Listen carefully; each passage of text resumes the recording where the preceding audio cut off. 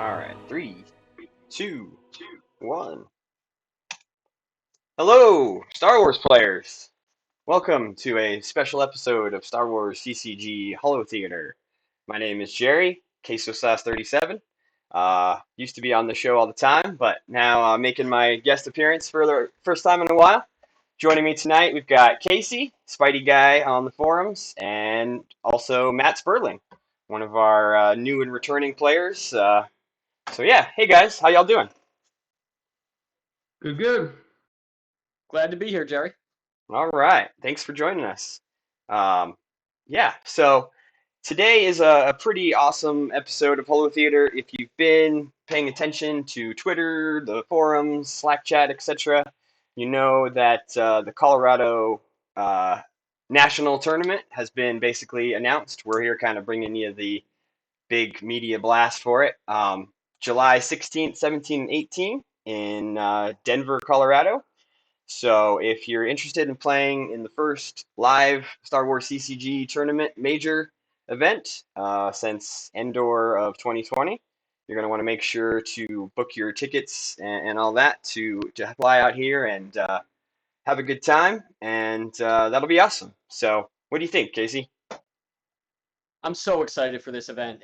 I've been excited for this event for the last 18 months, honestly. Heck yeah. Went to Endor in January of 2020, landed in Seattle on the same day that the first case of COVID was discovered in the United States just outside of Seattle. Didn't I know do what that remember that. was, Yeah, I was there too. and haven't been to a Star Wars event since, so could not be more excited. Yeah, and what about you, Yeah, Matt? I know totally. you've joined us recently, but this will be like your first event, really. Life's live event. Yeah, Sorry. it's interesting. It's like a confluence of a couple first because it's also gonna be my first paper card tournament. I was at Grand Prix Reno in February of 2020, I think, for Magic. Had so it's the first coming back like all of us, I guess. And then also haven't done the Star Wars CCG thing in paper ever basically. So it's sort of a first foray for that. And I really got into it during COVID. I had extra time at the computer, and I just was sort of feeling nostalgic and pulled my old cards out and thought let me see what I can what's going on with this, and sort of got into it. But so I'm sort of excited and nervous about my first event. Um, Looking forward to it for sure. Like super excited. Nice, nice. Matt, let me ask you this, because you are probably the only person coming to this event who is familiar with the venue. And for those who do not know, we are at the Crown Plaza, Denver Airport, which has previously been the host to Grand Prix Denver. So, Matt, Yeah. what can you tell us about the hotel, about the venue for this event? I've played multiple events at that venue, and it's a good combination space of like hotel space, convention space. It's got a bunch of like easy access food nearby. Well, depending on the weather. Like I've walked. I think one time it was snowing when I was there, and one time it wasn't. Whatever. I assume that July will not be the snow, but no, it's You got good might. like food you can walk to. Yeah, I'm not no meteorologist, but it's probably gonna be all right. Easy access to food. There's a hotel bar where you can sort of grab a drink and play with table space and stuff. Um, I found it easy spot to fly into. The airport's easy. It's just like it's sort of set up nicely to have a good gaming weekend there, and I've done it multiple times and been happy with it multiple times. That's great to hear. Like, I'm the one who's kind of local to Denver and was kind of the lead on getting this event sort of the wheels turning on it. But honestly, I had reached out to a bunch of places, and Casey on the tournament committee, he actually found this one and kind of did most of the legwork to get it booked. I obviously went out and looked at it to check to make sure that the room fit our needs and everything. But Casey kind of took the lead on that one and got this one figured out. So thanks, Casey, for finding this spot. And I'm sure it's going to be a great tournament, a great weekend. I know so many folks are really excited to finally get back to slinging some cards in real life, and all that. So definitely should be. I think there's a Qdoba across the street, which is famous for its queso sauce. So I don't know if there's They There's do a have pretty. connection. They do The have. universe I sort of also brings. like that they don't charge you extra for the queso sauce at Qdo. Some other There you go. places it's kind of like Mhm. a premium Yeah, add-on, what was it, like 275 at Chipotle? something like that. I And their think. their queso is terrible at Chipotle. Don't eat it. So yeah, Casey, did you how did you find this venue? Did you just sort of you were just kind of poking around when you So were trying to help me out? I don't want to take credit away from Jerry, and I want everyone to know how much effort Jerry put into this event. He contacted over a dozen hotels, spent weeks on this. I really got lucky in that I'm going to be flying in from LA. I have a wedding in LA the weekend before. It didn't make sense to go back to New York, so I'm flying in from LA on Wednesday. I needed a place close to the airport to stay, so I was looking around at airport hotels, and there was this cluster of them on this block, and I figured, hey, if I'm looking for a hotel for Wednesday night anyway, I'm just gonna, while I'm on their websites, I'm gonna send out some RFPs. I'm gonna blast all these hotels, and this one got back to me, and it was luck. That was it. So Nice. Sometimes you just need some luck. Because honestly, when I was kind of looking for the things, I sort of avoided the airport area because I mean I'm the local one to Denver, and there's not a lot going on out at the airport. But this particular one is a little bit more closer to downtown. It's right off the light rail, and like Matt was saying, there's lots of pretty decent little grab and go food options. I was there Saturday, and there's the Qdoba, there's a Subway, there's a Wendy's for quick in between rounds, and then also, there's the light rail. There's everybody can grab an Uber if they want to go find something a little more interesting or whatever. And I'm excited to Yeah. hear a lot of players are coming out a couple days or a day before. Maybe they'll get to experience some Colorado Rocky Mountain High kind of stuff. So I had to go back to the hotel today and ask them to add more Thursday night rooms based on people's travel plans. So I was excited about that. Sounds like that's going to be a fun night to hang out.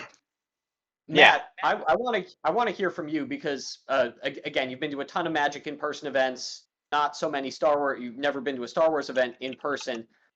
Putting aside the size of the event, whereas a Grand Prix has 2,000 people and we're going to have 50 people or whatnot. Tell me one thing that you expect to be similar Mm. about a big Star Wars event and a big Magic event, and then tell me one thing that you expect to be different. Yeah, it's a bunch of things like spring to mind. I think similarly, sort of that nervous excitement I get before round one of an event, where it's like, hey, did I pick the right deck? It's sort of, I don't know. It's just I get this sort of like it's a mix of like Christmas morning versus like a final exam kind of feeling I get before round one. And I expect to have that because, like I said, I am feeling nervous about a few things, like all the stuff that GIMP does for me that I have to do for myself. Like I'm sort of scared about that. All the times I've like deployed something and was like, why the hell did that cost 9? I thought it was going to cost 7. I'm gonna have to like remember that stuff myself. So that's so I expect to have some of those nerves, and that'll be fun to have that feeling again after COVID. And anyways, like we talked about, this sort of whatever it's gonna be like a 15-month layoff, 18-month layoff, whatever it's gonna be. So I expect that round one jitters to sort of be similar. Um, I think the difference is I think it's like going to be way more. And I've been to a few Magic, like I've been to some Magic old school events that had this feeling. It's just like very like community, sort of like, I don't know, just a personal sort of touch to it. I've been really impressed with what folks do on a volunteer basis to keep things going, to keep people in touch with each other, to organize leagues and all this other stuff. So I know there's like actually a really cool sort of grassroots connection between players. I'm looking forward to sort of forming and forging some of those bonds myself at my first in-person event, and that'll be very different than like showing up to a Magic tournament. And I've been playing Magic, so I've been playing tournaments for 25 years or whatever it is. So like part of it is you walking in and feeling like you're kind of hot shit because you've been playing forever. I'm not gonna have I'll be like the new guy in the room. And part of it is like you just know a million people already, and so you already have a lot of those sort of. You see people you've been seeing for years and years, which for me this won't be so much of that. So yeah, so I think there's a lot. So I answered that in a very sort of personal way, but like what'll be sort of feel the same for me and different for me. But I think that's what sprung to mind. And like I mean, in a broader sense, I mean there are some obvious differences, but people just look at a game and have a good time and be competitive with it. I think that'll be a really similar type of feeling at the end of the day. nice. One thing I was wondering, so like I know you haven't played a Star Wars CCG tournament ever potentially. Do you have cards, a collection? Are you going to be sort of borrowing cards from someone else, or like, have you ever No, actually I need an LSJK. Just putting that out there. If anyone has one, I need one more LSJK. I can lend you that. Um, I have a collection I have my collection from the Decipher era. I collected through Coruscant, I think. Um, and then during the pandemic, like many people who admire or who enjoy any kind of collectibles, I started adding to my collection during the pandemic. And based on the card prices, I don't think I was unique in that.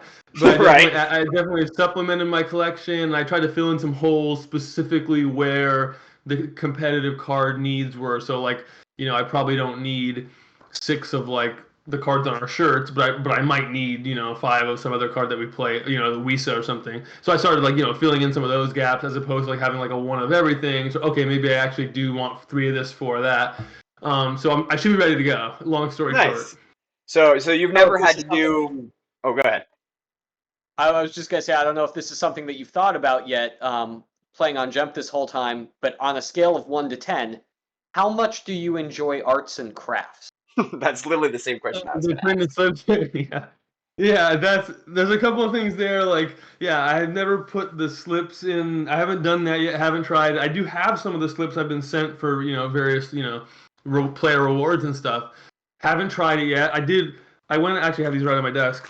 I got some of the perfect hard sleeves. So I got some of my older foil cards are warping a little bit. So I got some of them under a book for a little bit, and I'll try to get them in a hard sleeve and see how it goes. Yeah, so I haven't done much of that. I had to look up what are some of the cards I need behind some of the virtual cards because I didn't Right? know. Do I have that card? I don't. What card is it? My Vader Emperor's Enforcer. Like, what? Thankfully I bought some like bulk Hoth cards, so I do have. This has been kind of a fun ride figuring all that stuff out. Yeah, one of my favorite things that always happens at Star Wars CCG major tournaments is somehow or another we always get one copy of the master list of all the virtual cards, and it just ends up on a table with people rifling through it with a pair of scissors, cutting out the random slips that they need to finish their decks at the very last minute. It's always been one of my. You can almost always like see one person over there like, I need a Vader Emperor's Enforcer, but someone else already got to it first, and there's only one copy of that kind of thing. So, are you familiar with VKit? Do you know what that is? I don't. Okay, so VKit is a Okay, program. your best bet. VKit is a program on this PC's website where you can type into it what slips you need, and it'll generate a PDF of only those slips. So Oh, nice. Okay. you might want to search that one out before coming to Denver. And if anybody Yeah. else is also in Matt Sperling's similar situation where you haven't played in a PC event in So a let me while. ask you. I have a I question think on it's that. just, I have a question on that because yeah. I'm planning on doing my my preparation well in advance, or at least well enough in advance. But like, is this one you can like switch decks between day one and day two, right? That is So correct. like, how do you just like end up bringing their whole collection in tow, or do they say, hey, here are the three decks I might play, and I'm going to bring those, or is it just, Some of my best memories are 2 in the morning in a hotel room with 6 other people, like piecing together a day two deck out of the day one decks from people who didn't make it. Because the answer to both of those questions is typically no. One, Like see, I'm not. you show up with your decks and then you wing it and you hope to find the cards you need. I'm the kind of If you're player just in who the sky, you show never up with day two plans decks. on But making day two, so I don't usually have this problem. all right, yeah, fair enough. I figured there were a variety of approaches, but maybe I'll just build a couple decks for each side, and then it's not that's it's the not smart move, but I don't know if it's the fun move. Well, and that's yeah, the fair thing. enough. It's like, yeah, you make it through day one, you're in the top eight, and then you find out you're matched up against someone. You're like, oh, well, I had this deck planned, but I don't know if I want to play this deck against this, against my first round opponent, Yeah, that kind of thing. So it probably it's helps that I can only play a couple of decks competently, so that helps me. I'm not going to be able to like all of a sudden play some space deck like after playing some mains deck day one. So yeah, anyways, yeah, that probably simplifies things a little. I think right. we've And also then moved to a system where now we do semi-random pairings on day two, meaning 1 through 4 gets paired randomly against 5 through 8. So right, you can keep your same decks from day one without your opponent knowing exactly who that's they're true. going I to be had playing kind of against. forgotten we sort of switched over to that style. But also there's the team tournament that we're gonna do on Friday night, and if I usually end up playing something a little more lighthearted and fun for the team tournament, just because it's a fun event. It's not like you're going to be Yeah. making the top 8 based on your results there.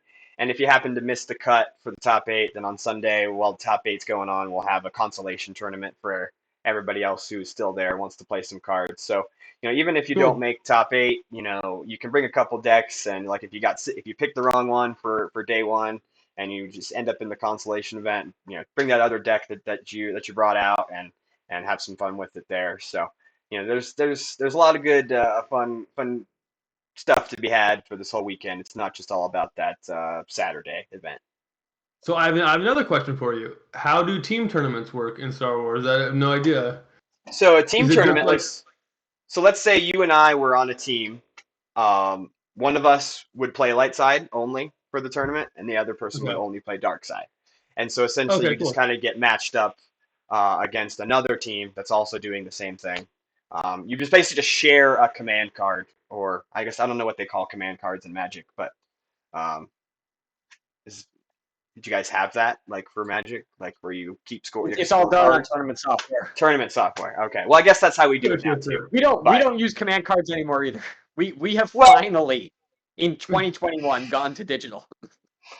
Well, we haven't tried 2021 yet, so who knows? I Yeah. still feel like the last team tournament that I did, it was still a command card, but maybe that was just for Endor 2020. I'm not sure.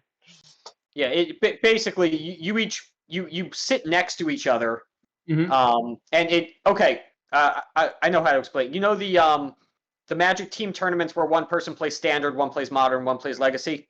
Sure. It's like that. Yeah, it makes sense. And is Okay. differential if you split the games.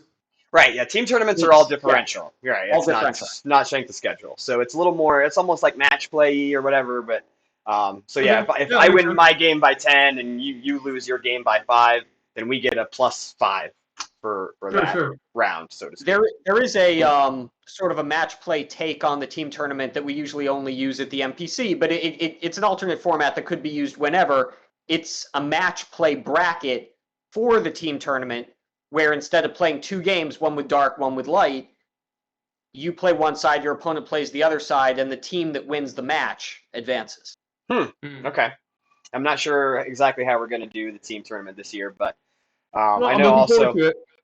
yeah, no, it's just going to be so fun to honestly just get back and get back together and see everybody's faces and just have a major tournament again. I mean, we used to do like 3 or 4 of these every year, and I would end up flying to like 2 or 3 of them usually, and so just it's just fun to be having another one, and it's also pretty cool for me to have it, you know, 30 minutes from my house. So I'm very excited As, about as, that. as much as I'm excited to, play Star Wars cards, I've been playing Star Wars cards over the pandemic. What I haven't been able to do over the pandemic is see all of you and hang out and board game and drink and just get a chance to relax. So that's to me almost the more important part. I am excited to play Star Wars cards. No, yeah, it's just so much fun, and like I mean, I'm excited for Matt to be able to get to, like you were mentioning earlier, sort of the volunteer grassroots community style, and that's honestly my favorite part about Star Wars CCG is just all the people and friends and the community that we have. I haven't played Magic and stuff, but I've often heard that like it's not a friendly necessarily community sometimes. I mean, obviously maybe you have your friendly local game store, but I've heard the tournaments can be kind of cutthroat and that kind of thing. And Star Wars is just a fun time. Yeah, no, that's great. And yeah, with Magic, I mean, it's a mixed bag. So it depends who you're with, what you're getting. But I'm pretty confident coming into this. It's going to be fun. So yeah, so I'm really looking forward to it. It's also sort of changed my perspective on Magic a little bit in terms of like I don't know, you just have sort of this like status quo where you assume like okay, I need a company selling me a brand new booster pack for $4 or what? Something really bad is gonna happen. Well, maybe not. I need a tournament organizer charging me a lot of money to play the tournament, or otherwise I don't know what's gonna happen. But like you just have I don't know. These are just like unquestioned assumptions in the Magic community that kind of the Star Wars stuff is just it sort of refocuses on the player experience, out of necessity, right? Like there's Right. not another way to do it, but out of that necessity, I think comes something really cool. And it's sort of a proof of concept that you don't necessarily need these other components. And then you start to say, well, what was it that I really cared about? Was it that corporation selling me that $5 booster pack? Was it that tournament organizer charging me that $70 entry fee? Like, no, it's actually the person to my left and to my right and across from me at the tournament. That's what kind of made it fun for me. That's what I missed, and that's what I'm looking to come back to. And so it's been sort of clarifying for me seeing that contrast between the two communities. Nice. It's good to hear. So, So yeah, go ahead, Casey. Jerry, you are taking more like a macro view from inside the tournament hall itself. You are the Denver local, and for a lot of people, these tournaments are not just a chance to play a great game, and not just a chance to gather with their friends and hang out and get away from life, but also a chance to explore the world, see new locations, Right? be in places that they've never been in before. So, what can we expect from the city of Denver or even the greater metropolitan area, especially some of those mountains that lay off in the west? Yeah. So, thanks, Casey. That's a very good point. So, I don't know, how many guys who are watching or end up watching this later have been to Colorado or to the Denver area. In July, I would expect it to be pretty hot. So I would, anticipate 90-degree kind of weather for just kind of get that off of the. Yeah, the altitude is a thing. Also, we are, a whole mile up from sea level. So, it, probably for a lot of you guys, it might take a minute or two to get used to. It's a little bit, sometimes it can be a little harder to breathe. It's pretty dry. We'll have probably 10-15% humidity. So, the foils don't warp as much in Colorado, which is really nice. My foils are a lot flatter than everybody else's because of the lack of humidity. Um, so that's a good point about being here. The Obviously downtown Denver is super fun, super cool. I know a lot of folks are planning on potentially going to the Colorado Rockies baseball game on the Friday night. I think it's at a 6:30 start against the LA Dodgers, the first game after the All-Star game, which will also be held in Denver, Colorado this year. So, And I just want to plug in the event forum for nationals. There is an interest thread. We are trying to get a sense of who is interested in having in attending the team tournament on Friday night, and who is interested in going to the baseball games, that we know numbers. So if people who are yeah, that planning would on help. coming can sort of RSVP and tell us their preference, that would be appreciated. Yeah, so I mean, for those guys who are going to go out to Coors Field, the hotel. So from the airport to the hotel, we have a light rail train kind of thing. It's about 10-15 minutes, I think, from the airport to the hotel, and then about another. Once you get to the hotel, you can take the light rail into downtown, down to Union Station, and then it's just maybe a 5-10 minute walk to Coors Field. So easy peasy for everybody who's planning on doing that. Down in the downtown area, especially recently, the last 5, 6, 7 years, the brewery beer scene has grown exponentially. We have you basically any street you're on, you can find. If you're to go into breweries and trying new stuff, you can find. Like I used to work at 10 Barrel Brewing Company right across the field from right across the street from Coors Field. So I would definitely recommend that one, just out of freshness and for all the people that I used to work with there. Um, so if you're into drinking new beers, doing brewery stuff, definitely check out downtown Denver. We also have, you know, just a little bit further if you're interested in maybe doing more of like renting a car or that kind of thing. Red Rocks Amphitheater is about an hour away from the airport or so, maybe an hour and 15 minutes, depending on your traffic and stuff. Um, if there's not a show going on, you're able to drive up and check it out. People use Red Rocks as just like a place to work out and climb stairs and stuff when there's no shows and stuff going on. I would definitely recommend that. It's a world class. I've actually haven't looked at the schedule. Maybe there is some sort of show going on that night, but like the Friday night or something. But it's one of the coolest places to see a concert.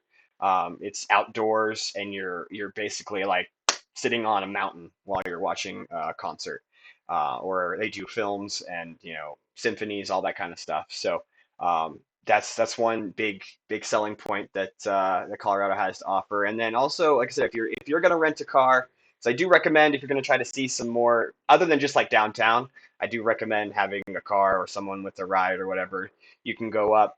We have the mountains are beautiful, right? Like if you're into nature, into taking hikes, or like all the ski areas and stuff will be closed, but there's limitless potential out there. We've got Rocky Mountain National Park, which is one of the biggest selling points in Colorado. It's a great place to go see some nature. You see some animals, do camping, that kind of stuff. Obviously, I don't think a lot of people are going to be doing camping, but um, so yeah, it's if you're into beers, you're into nature, you're into baseball, you're into shows, definitely recommend that you come, maybe take an extra day and come to Denver on Thursday, or something like that, so you have some time to really take advantage. And then also on the forums in the Nationals event thread, I'm gonna planning on writing up kind of a better version of what I'm talking about right now, and pointing out some really cool places for people to go. We have a really awesome aquarium, really awesome Denver Zoo. Um, there's good golf here as well. I don't know, some people are really into that stuff. Disc golf as well. I play disc golf, so if anyone's interested, I'll take you to some really cool good disc golf courses if you come into town a day or two early. And yeah, so I'm really excited for people to see. We did a major event in 2011 in Colorado. It wasn't heavily attended. I think we had about 20, 25 people. But we actually ended up doing That it was up West north. Nats, right?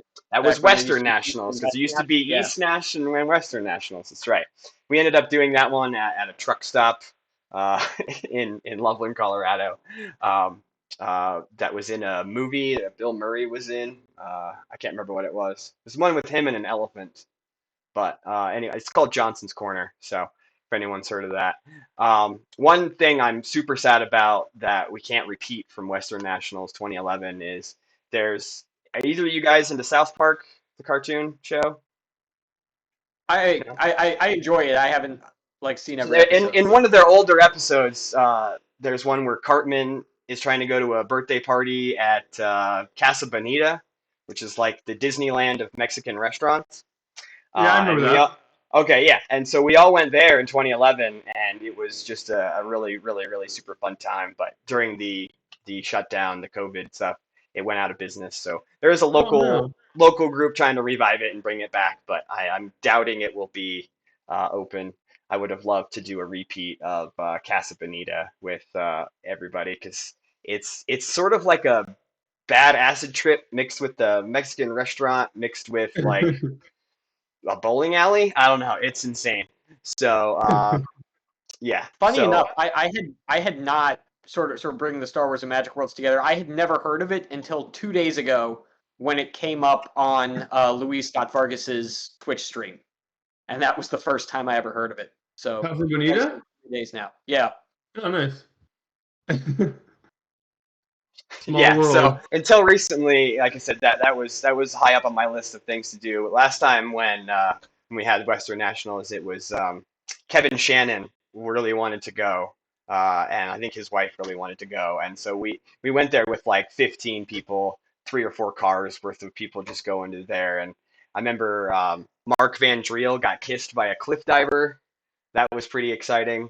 Um, and yeah, so we won't be able to repeat that, at least potentially. I'm guessing it won't be open by then, but there's definitely a lot of cool stuff to see here in Colorado. And yeah, like I said, if anyone comes in a day or two early, I will be off. And I see in the chat Taco Bill's, or yeah, Taco Bill saying he wants to do some disc golf.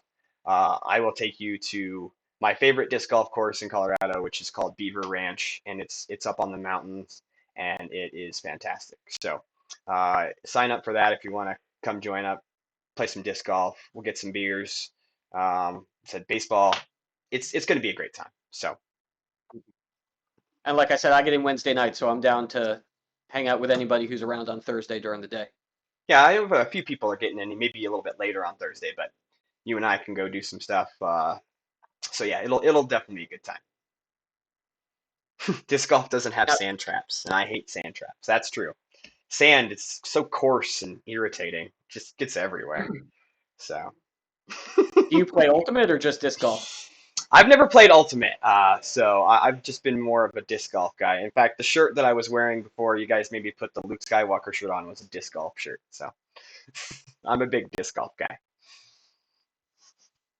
Turning back to the game itself now, what are people's predictions for what the meta is going to look like when Nationals runs around? So Chris Kelly has sort of said that he hopes to make a few tweaks before the event rolls around. He wants to take map down a peg Oh, really? Good. and add to strengthen the diversity of light side options a little bit. I noticed today I was in the Gemp lobby and the first June OCS games were up, and usually you see people put up OCS games, you put up, especially in the beginning of the month when everyone needs all their games in, you put up a light side game, you put up a dark side game. And what I saw today several times was people putting up only dark side games. And what that said to me Trying to get off to a was, good start. yeah, light side is bad right now. Get your dark side games in while you have the advantage. See if they Yeah. release some new cards or some erratas in the middle of the month, and then play your light side games at the end of the month. And it's unfortunate that that's where we are right now. But what are people hoping to see from the meta by the time Nationals rolls around in 6 weeks? Hey, go ahead, Definitely Matt. hoping to see. Yeah, definitely. I mean, definitely a map nerf. I think just like the activate 12, pull my Star Destroyer, have constant use pile pull. I mean, it's all a little too much. I mean, I don't know if it's like a few numbers off by one. Well, you guys have much more experience than me, but it seems like a lot of times these cards and decks are really, it's just like an off by one type of thing where you take it, we take one icon away here, and pride probably doesn't need to add 3 to attrition, all that stuff. Like, you probably tweak it a little, and it's not like miles away, but it's clearly like a little too strong. So I didn't know there was gonna be potentially any rat. I was gonna predict, yeah, definitely a lot of dark side wins. I think, like, pretty hard strategy to combat, but I just have struggled with light side to figure out like where I'm supposed to be with light side. I think you're not alone in that. Yeah, we're all in Yeah. that mode. No one knows what to do with I've light been side right now. I've been sort of bouncing around like a pinball from deck to deck, thinking, okay, well, maybe this is the mains platform for me, or maybe this is the way to play dual theater type of approach. And Legend, I thought, probably got taken a little too far out back behind the woodshed with that nerf, and so maybe that's another thing where it's just a tweak or two away from being a little bit more competitive. But yeah, so looking forward to those changes, which I didn't know were coming. Outside of that, I'm going to be spending time trying to figure out how to prepare something competitive for light side. Yeah, I I'm mean, going to be doing the same thing. Sorry, Jerry, go ahead. no, you're good. Yeah, go ahead, Casey. Everyone who knows me competitively knows that I'm a light side mains player. That's pretty much the only thing I know how to do. And when light side mains is good, that's when my good tournament finishes are. And when light side mains is bad, that's when I 3-5, 4-4. But I really don't think that map is all that strong in terms of power level compared to where some of the top dark decks have been in the past. I think that we went so hard to weaken light side mains and some other light side options as well, like No Idea and Old Allies. Those decks both took huge hits as well. It wasn't just the mains deck. So light side got weakened across the board, and map is the strongest dark side deck, but it's really preying on the fact that there aren't that many super strong light side options right now. Yeah, I would just like to be see the better case. light side cards. I don't, maybe I don't think you should be able to combine Pride's +3 with the +2 from the effect to get to +5. That's silly. But other than that, I don't see a big issue with map. I just don't think light side's very good. Right, yeah, it's maybe not necessarily the dark side is super overpowered. It's just maybe light side got nerfed a little too hard, or just needs another good deck or a helper card. I know I've heard that maybe not the entire set 15 will be out. Maybe they'll do some preview cards or something like that. And obviously, maybe next week or in the next couple weeks, Chris Kelly can make an appearance on Holotheatre and maybe give us some spoilers or that kind of thing. But I don't want to speak for anyone and promise anything that there'll be new cards out. But that is the rumor around the water cooler, so to speak, is there'll at least be either some changes or some new cards released for this event. So I think that'll be nice having a fresh perspective on the meta for our first big event instead of just playing it in the same meta that we've had for like the NPC and the first couple months of the OCS. And I'm not a playtester. I'm not involved in D&D. I have no inside knowledge whatsoever. I can just hope. I am on playtesting, but I don't playtest as much as I should. So You gotta playtest those good light side cards. yeah, I mean, like I said, I can't break the Fight Club rules, but there is some pretty fun stuff in playtesting right now. So we'll see what they end up coming up with or whatever. But like I said, I don't want to speak to Chris Kelly's department and overstep my bounds. But I have a feeling that we'll get at least a change or two for sure by the time Nationals rolls around. And that's we want to make this event as fun as possible. And obviously, it's a Star Wars card event first, so. For everybody who's playing, everybody who's going to be watching on Twitch and stuff during the event, we want there to be good competitive games of Star Wars, not just the same old stuff we've been seeing for the past few months. So let's hope that they give us a couple new cards at least, and maybe like you said, do a tone down on map or something, even if it's just like you said, maybe like taking away an icon here or there, but. Yeah, I liked. I mean, when I've all the tweaks that happen, and so new cards, errata, whatever. Like, it creates like a pretty fun, fresh, experiment. I think so. Obviously, like those experiments don't always play out in the ideal way, right? Like, I mean, like I said, in my view, maybe map's a little too strong, Legends a little bit too weak, or whatever. But yeah, I still have fun like exploring the space. I've had a ton of fun like deck building in all of those various little formats, the ones that come out right after a tweak, where okay, well, maybe I can revisit this old idea, and I have a laundry list of different ideas in my notepad about different decks and stuff. And so yeah, I look forward to doing that when this stuff, and then actually getting to sleeve a couple of them up will be a new experience. But right. The trying things out on GIMP is sort of won't be. Well, I think Matt, here's with a question. Go ahead.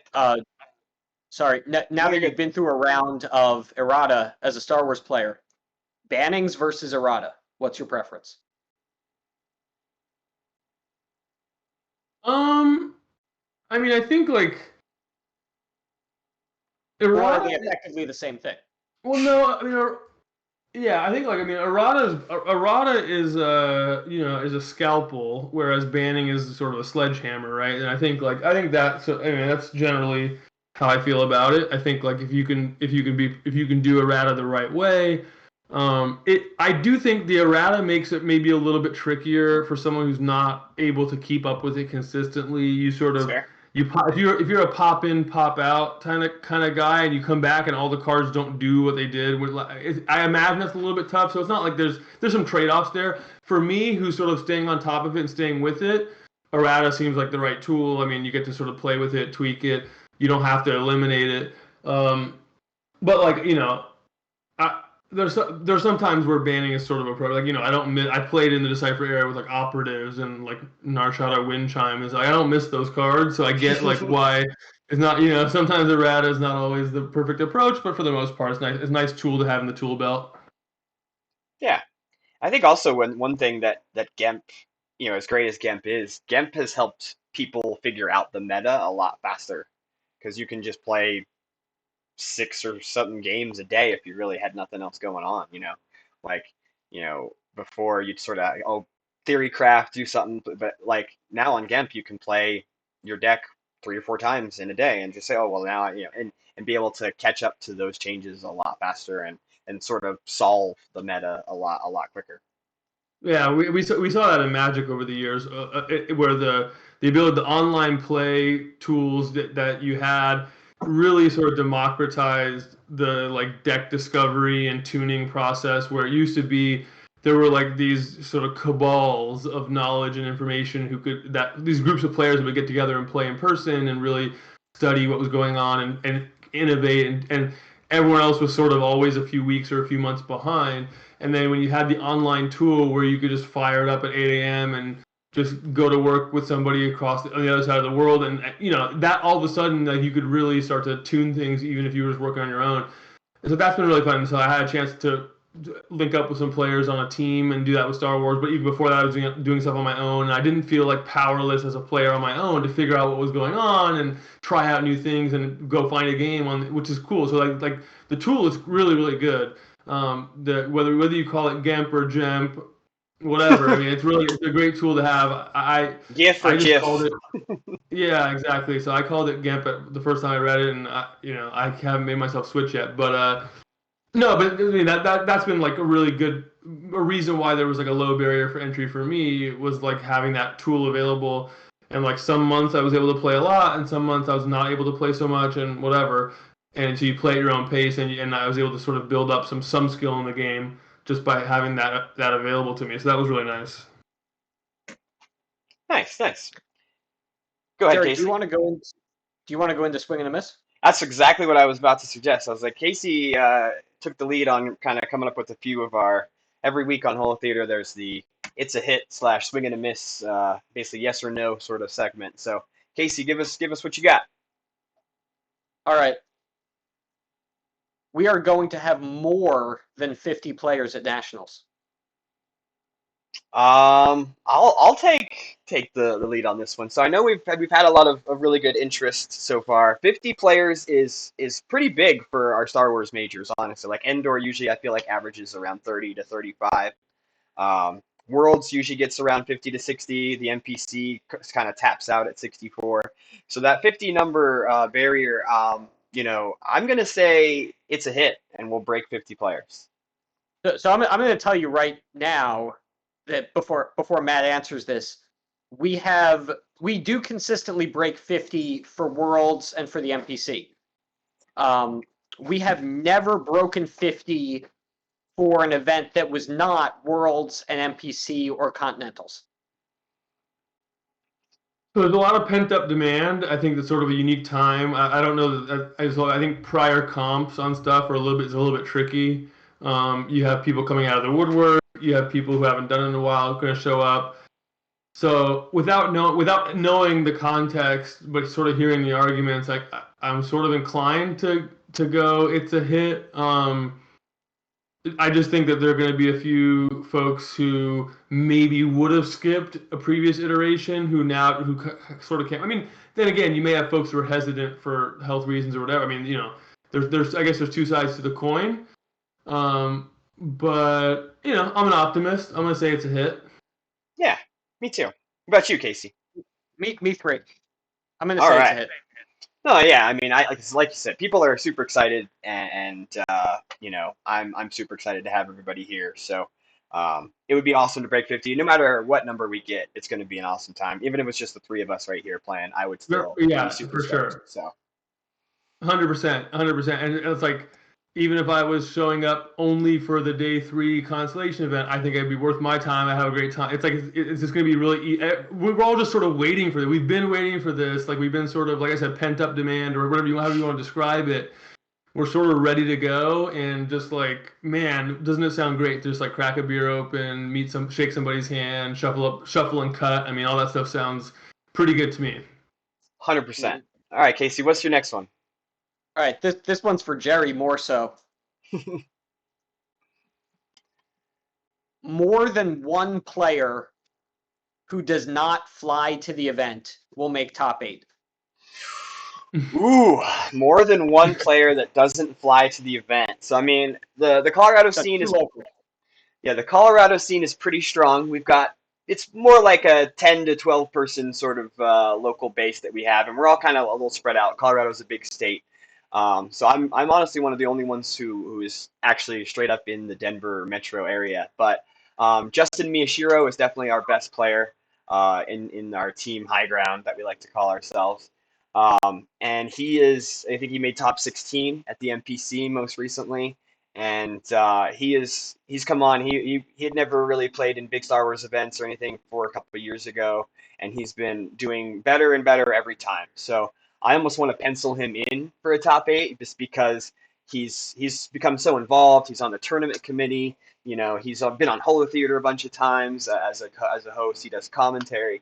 He's been, just super awesome to have fresh blood in our community and doing so well. So as far as the other guys who I know and play with locally, as much as I love you guys, they're not really at that level. So it would be a surprise to me. So I'm going to go with swing and a miss, especially since I'm not playing. I'll be doing commentary with Dan.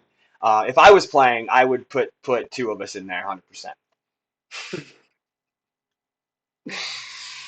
I don't have. I defer to that. I don't have an informed opinion about who's coming from where. But maybe there'll be a sleeper driving a little further than you thought. There's usually at least There's usually because maybe someone will drive. I know like Mike Turner drove down to one of our locals one time, or I think it was Tatooine Regionals, Colorado State's.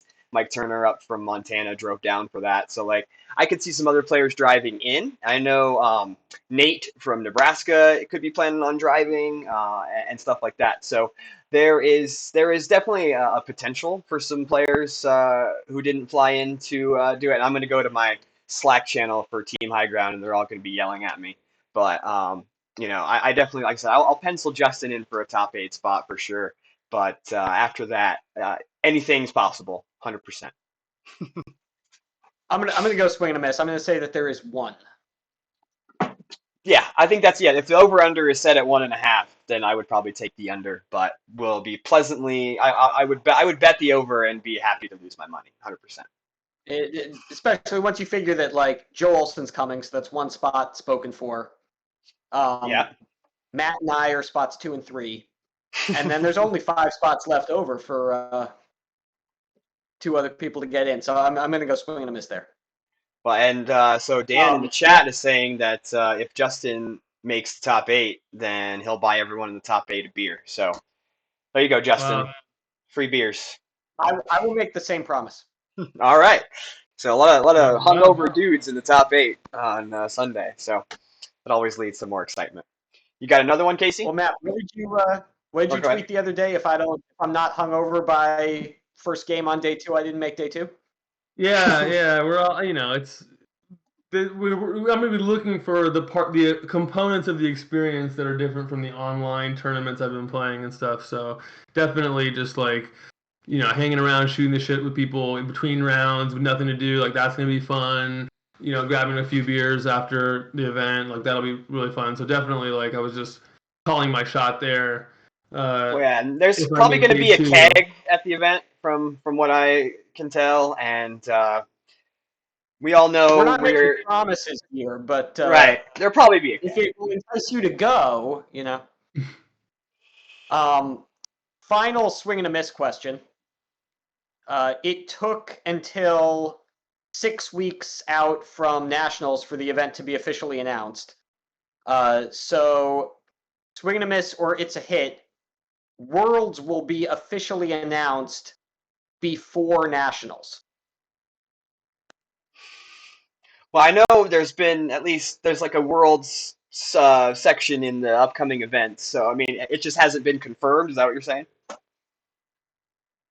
Yeah. Like, there hasn't been an announcement. Worlds is, on a certain weekend at a certain place. There will be an official announcement about Worlds before Nationals.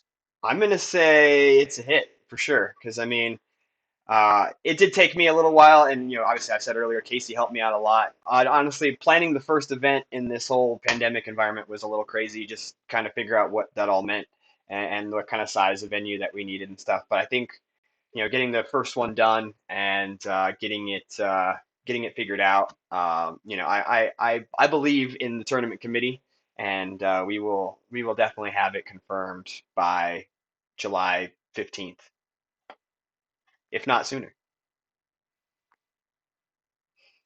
I'm gonna say swing and a miss. I'm gonna say that there's some wisdom in in not moving too quickly on stuff like dates, venues, whatever. Just let's see how there might be some surprises in terms of attendance. I don't know. I don't know anything about the committee that plans it, what their process is, but having worked on some other stuff in the reopening space in general, it sometimes takes a little longer to plan than you expected when you got a lot of new variables and you're still every week it feels like you're sort of waiting to figure out, well, what's the climate now on this issue, that issue, whatever. So I'll Yeah, take having some just minutes. been through a lot of that, it's not as easy. Like the only other event that I've ever planned before this was like my wedding, and I didn't do anything for that. I just said whatever you want, and paid for it. So, but yeah, the Star Wars CCG event, when especially like the World Championships, and a major championship, it's a lot more involved, and you're not just dealing with what you and your wife want to do. You're dealing with, well, what does potentially 60 or 70 people want and need and have all that. So I know it's not easy. I especially have a new appreciation for everyone who does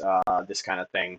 I now know why being an event planner is actually like a career that people do, because Oh yeah.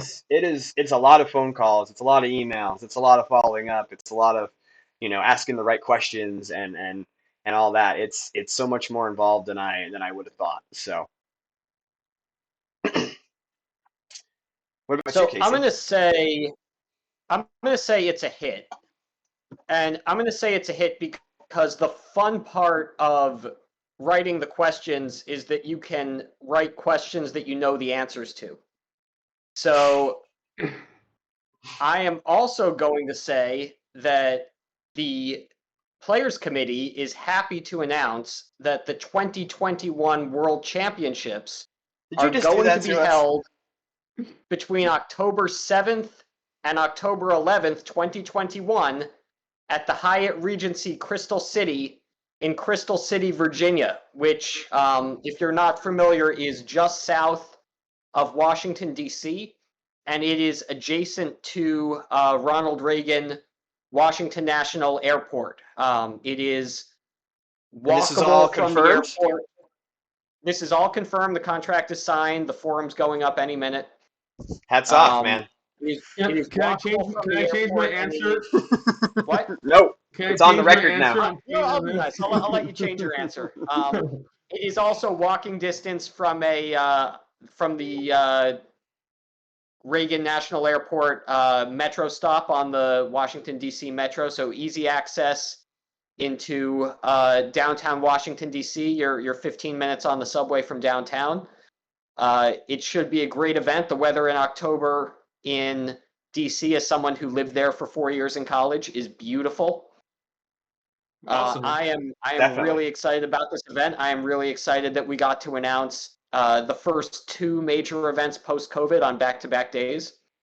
Whew. Yeah, that's crazy. That's like I said, hats off to you, Casey, and everybody else in the tournament committee. Um, you know, we were probably a little late on getting this one figured out, but I like that we're super early on the next one. I'll definitely be there in DC in October, whether it be playing or doing commentary or whatever. It's traveling to Star Wars events was honestly the most traveling that I did during the years. The last 4 or 5 years is I basically traveled only to go to Star Wars events. So I'll be there. I know so many the East Coast events usually draw a little better because a lot of people can just drive or take the train or what have you. So, um, you know, to see a world champion get crowned in person, for the first time since Bastion, did it, in 2019. It's that's awesome. Thanks to everybody who got involved, and thanks to everybody who's going to be there helping out because I'm sure that'll be a blast. Exciting It's stuff. always a special moment. Sorry, Matt, go ahead. Oh, just exciting stuff. Absolutely. So that's awesome. That's great. People can start to plan ahead. If you couldn't make it to Nats necessarily, that might be something that goes on calendar. If you couldn't make it to both, I mean that's cool. So props to you guys again for giving folks time to plan, and that's impressive. Heck yeah, looking Well, forward to it. what happened was I'll give the backstory. Was we had this event scheduled for last year, and the contract signed before, or more or less, before COVID happened. And then we pushed it. We were going to push it to the spring, and then it got pushed again, and then it ended up back in the fall, and we just decided to move Worlds by a full year. and there was nothing really to set up this time. This event has been in place since pre-pandemic, Yeah, so yeah. we're excited to finally actually announce it. It was actually supposed to be the same weekend as, I think there was a Pro Tour in DC that was scheduled before the pandemic hit. It was going to be the same weekend as that Pro Tour in DC. But now we get the city to ourselves. Nice. Awesome. Well, I know everybody who's watching this or play Star Wars cards, they're interested in the World Championships. For some reason, obviously we have big events, we have the NPC, we have nationals, we have the European Championships, OCS, but there's something special about being, the world champ. And to have that, to say, I grew up in DC. I was born there, moved out to Colorado when I was like 10. So I don't know that area as well as I used to, but I know it's going to be awesome. So So super why aren't you a stoked. Caps fan? I am a Caps fan as well, but I am much more of a Colorado. The I moved out in like 1994, and the Avs won the Stanley Cup in 1996, and then the Broncos won the Super Bowl in '97 and '98. So like my formative years were just built on championships of Colorado-based teams, except for the Rockies and the Nuggets. But so yeah, that's why I'm a football and a hockey fan, because when I was like 9 years old, I had three championships in a row. So That'll do it. I like the Avs too. I became an Avs fan when everyone in Boston became an Avs fan when Ray Bourque won the Stanley Cup. there you go. Yeah, dude, Ray Bourque, that year was incredible. Like I was in high school and watched every single one of those games, and yeah, the Avs are playing against Vegas tonight in about 4 or 5 minutes. So we're probably going to end I know up. we promised we'd get you out of here by the time the game started. So I appreciate it. Yeah, no, we've talked for just about an hour here. So I want to thank Matt for being on today's show. It was super fun to get. I never got to chat with you before, and your perspective on being kind of a new returning player to the game is super fun to hear. And I'm super glad you're going to be visiting us here in just over a month or so. And Casey, thank you for joining us. Thank you also, like I said earlier, for all your help that you helped me out with on getting this thing finalized and all that, because it took a lot of stress off of my shoulders. And I was honestly kind of worried about it getting all figured out, honestly. So, thanks to the tournament committee, thanks to you guys for stepping up and helping me out. So appreciate everything that the PC does, and you guys as players playing the OCS, just being here chatting with us on Twitch. This is why we do this stuff. It's to help the community stay strong and have fun. And just I can't explain to you guys how excited I am for July 16th to get here, because Oh, for sure. it's been so long in the making. We were awarded nationals for last year. I was like doing the same process last year in January before the world changed last year, and thanks to get the chance to do it again and to have it come through and be set up and happening. I still honestly, like, I feel like I'm dreaming sometimes, but this is going to be so much fun, and I'm so happy. Like it feels weird to be this happy in COVID times, but now that we're past that basically and getting to do this again, just it's awesome. Yeah, I share your enthusiasm and excitement. Thanks for having me on tonight. It was fun. Yeah. Nice getting to meet you guys, chatting with you guys. Yeah. Thanks, Matt. It was great meeting you, and thank you, Jerry. We would not have this event without you, so thank you so much. Appreciate it. Thanks everybody for watching, and may the force be with you.